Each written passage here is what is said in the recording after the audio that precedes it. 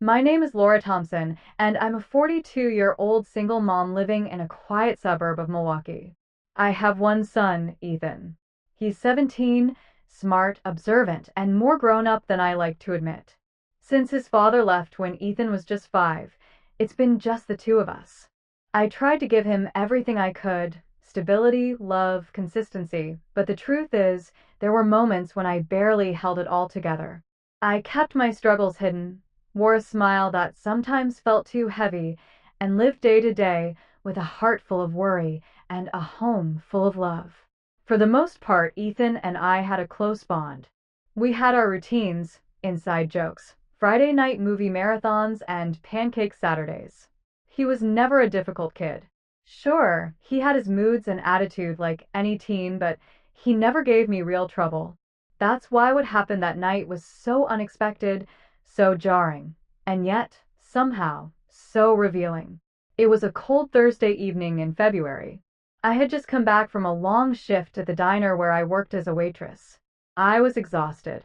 My feet ached, my shoulders were tense, and the only thing I wanted was a hot bath and a moment of silence. Ethan was in his room, supposedly finishing his English project.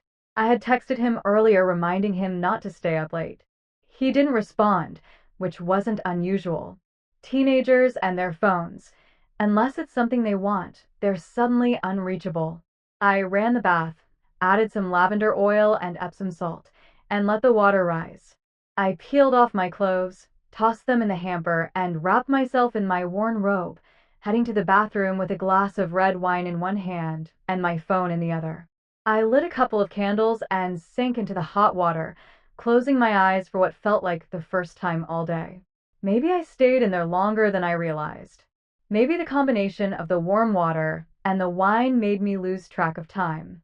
I was singing quietly to myself some soft, familiar tune from the radio when I heard a sudden creak at the door. My eyes flew open, and before I could say a word, the door opened wider. There, in the dim candlelight, stood Ethan. He froze. His face went pale, his eyes wide, filled with confusion, maybe a little embarrassment, maybe even guilt, but also something else: concern. I instinctively reached for my towel, covering myself under the water, but I didn't scream. I didn't shout. I didn't slam the door. Instead, I looked at him and said softly, "Hey, it's okay." "What's wrong?" He stammered. I, I didn't know you were in here. I thought you were still in your room. I needed to talk to you." His voice trembled, and it was then I realized something was very wrong. I waved him in, gently. "Close the door behind you. Sit." "What happened?" He hesitated, but slowly closed the door and sat down on the toilet seat, facing away from me out of respect. His shoulders hunched, and I could see his fingers trembling. Whatever had brought him here like this wasn't just about walking in on his mom in the bath. This was deeper. "I'm sorry," he whispered. "I didn't mean to walk in like that." "I know," I replied. "But talk to me. What's going on?" There was silence for a moment, heavy like thick fog. And then he finally spoke. "It's about school," he said. "About everything, really. I feel like I'm drowning, Mom. I don't know what I'm doing anymore. I don't think I can handle everything." My heart clenched. I leaned forward, still careful with a towel around me, and said, "Ethan, sweetheart, what do you mean?" "I got a letter from the school today," he said. "I didn't want to show you. My GPA dropped. I failed the last math test. And I've been skipping gym. I've been getting these awful headaches, and I can't focus. I thought I could keep it together, but it's like no matter how hard I try, I keep messing up. I didn't want to disappoint you." Tears pricked the corners of my eyes. "Ethan, you could never disappoint me. Never. I saw you working so hard, Mom. You come home late every night. You never complain. You still make time for me. I thought I had to be strong too. I thought if I showed you I was falling apart, you'd feel like a failure." I couldn't take it anymore.